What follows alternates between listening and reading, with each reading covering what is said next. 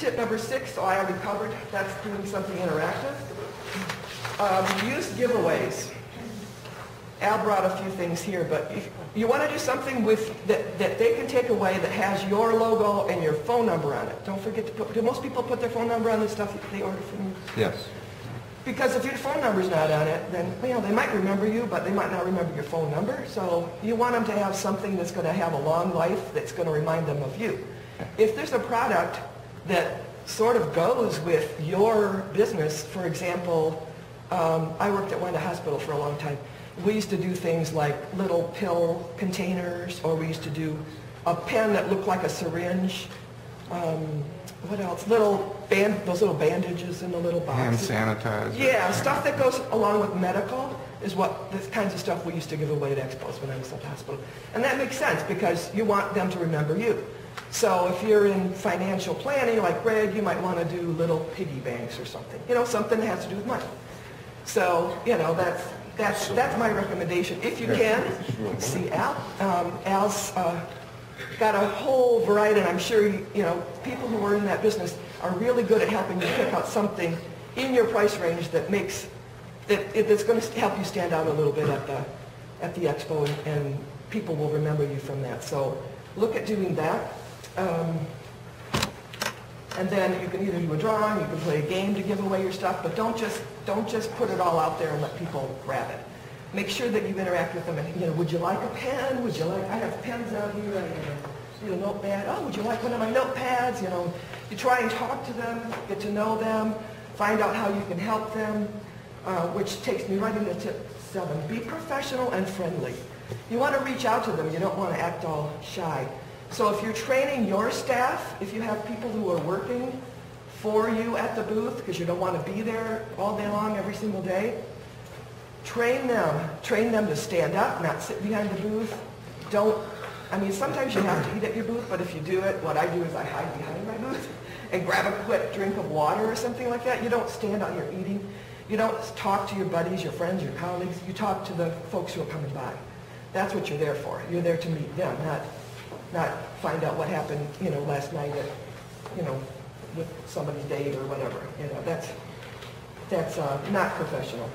So you want to smile, make eye contact, greet the visitors. I'm sorry, can I just add something Sure. to that real quickly?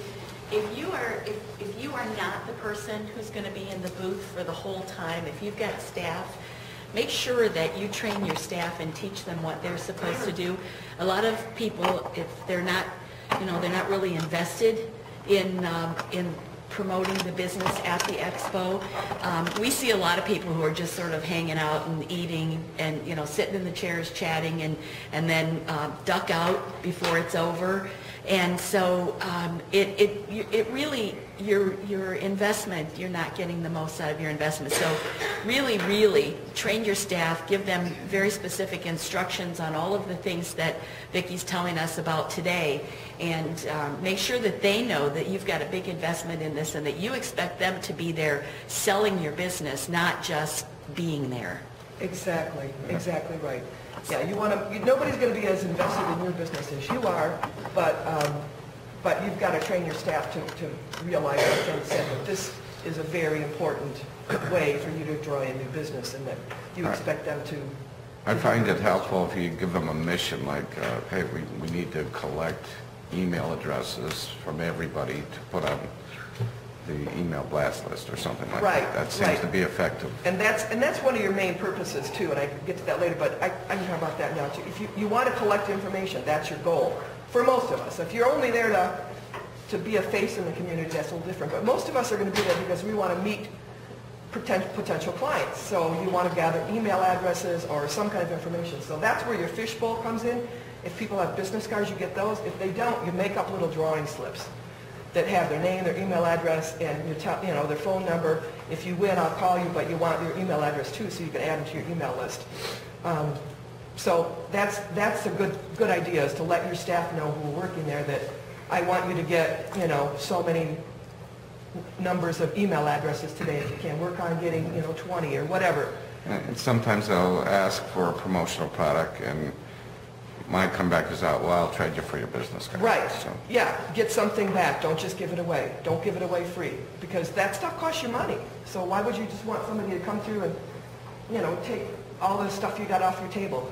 So, unless it's candy. I mean, it's a nice idea to put candy out too, and that does draw people as well, but all your other stuff, you want to get something back for it. You want to have them give you a business card or enter your drawing, or like I do the spinny thing, and then I get their information when we're spinning, and the kids, little kids love that. That's really good on Saturdays when the families come in. So be professional, be friendly, watch your body language, and then thank them for visiting your booth. You know, thanks for stopping by. You might want to work on a nice opening speech, and you might want to do this with your staff as well. Somebody comes up to your booth, you know, you want to say, hi, I'm Vicki Thompson, this is my business design group.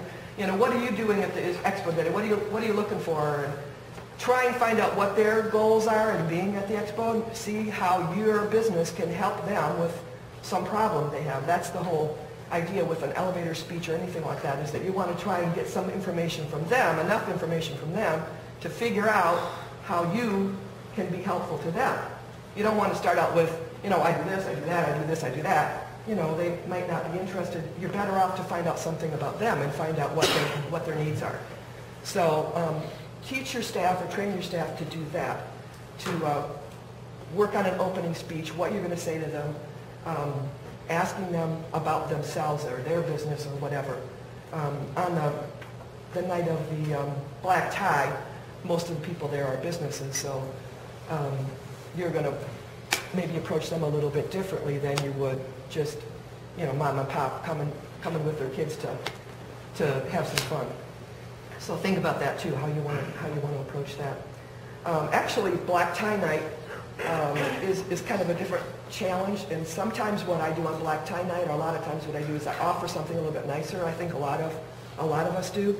A little bit nicer gift, something that they'll remember, or something that, I like to look for something, because I look for businesses, I like to get something that I know they'll keep on their desk for a while. A pen is good, but sometimes I did staplers one year. Those were nice. People liked those. That kind of thing. Notepads. What else? I mean, there's a lot of nice things that people will hang on to for a long time. I usually try to go for something that's functional, useful, something that's just not plastic junk sitting somewhere. Yeah, something that will last a while and that they'll use, Yes. and they'll keep, so that you'll have your name around for a while. If it were earlier in the season, calendars are sometimes good, because they last a whole year and people will put them on their wall, but a little late for that. But I got a job for you. Okay, a calendar? Okay, we'll talk later. So, tip number 9, gather information. We already talked about that. That's why you're there. So get the business cards, collect the business cards, ask them to fill out the drawing slip to win your prize. I've actually done both. I've done this and a drawing with a gift basket or something. So, you know, just something like that. But make sure you get information from them, because otherwise, why are you there? You know, you want to be able to follow up with them. That's key. And that's my number 1. My number 10 tip: following up. When we talked about the planning, that's one of the things you should do when you're planning for your booth, is figure out some method of following up. I create an Excel spreadsheet. You can do it however you want. You can do it on paper or whatever, but make sure that you follow up, get everybody's information, gather it together, and figure out a way to contact those people. You can send out postcards, you can send them an email, thank them for coming by, and then you know, add them to your email list, because once they fill out a form at your booth, that's pretty much giving you permission, I think, I'm not a lawyer, to put you on an email list. They're stating that they're interested in your product, basically. So follow up, enter it on a spreadsheet, follow up, call them. I like to call because my business is with other businesses, and they usually respond best to a one-on-one and a personal relationship. If you're doing something else, you might want to, you know, emails might work for you too, and you might want to do both. You might want to follow up with a phone call, let them know they didn't win the drawing, but you know, you're glad they stopped by, or whatever it is, you know. just to interact with them and let them know you appreciated that they were there. So you can use emails, you can use postcards, or however you want to do it. But the important thing is to do it. And then you can follow up again, maybe a month or 4 to 6 weeks later. But follow up, I try to follow up within a week from the Expo. Otherwise, they've moved on to something else and they don't remember you. If you don't follow up within a week, you probably aren't going to, yeah, I mean, you can still try it, but it's not going to be as effective. You're going to be still fresh in their minds if you follow up pretty quickly. So try to do that. Set up timelines for following up and trying to stick with those as much as you can. This is a good place where you enlist the aid of other folks on your staff. Even if maybe people on your staff aren't really good or personable in the booth and you maybe not want to use them for that, maybe they're good with spreadsheets and with sending out email blasts and that sort of thing. So get help and make sure that you get that done. Set it up ahead of time. Make sure you know what you're going to do and how you're going to do it before the Expo starts so that you can make the best use of that information that you gather. Okay, and then once you do all of that, then track your results. Like Adam, it sounded like tracked your results with that. You knew how many people scanned the QR code and how many people came to your booth and that sort of thing. So track your results, see what worked, and then you kind of have a little follow-up meeting maybe with your staff if you're using a staff. Find out what they thought worked, what didn't work, and then you plan your next booth and make adjustments so that you're the most effective. And you can track your return on your investment that way. So that's, and then my little, I have a little green box on the top of your tip sheet, what not to do, and that's what you really want to push with your staff. Don't sit down behind your table. Don't have food and drinks on your table. Don't talk on your cell phone. You got to really reinforce that with the younger generation because they're really bad. We all are, but you know, especially the 20-somethings, that phone is like glued to their ear. So you got to make sure you let them know that that's rude, even though people seem to think that's acceptable more and more, that it's rude to do that when you're at the booth. Put your cell phone away and don't be talking on it while you're supposed to be interacting with other folks. And a name tag is always good. Of course, I didn't remember to wear one. Make sure they wear name tags, that's good. Remember your name, you know, when you're talking to them and all that stuff. So have your staff put on name tags too.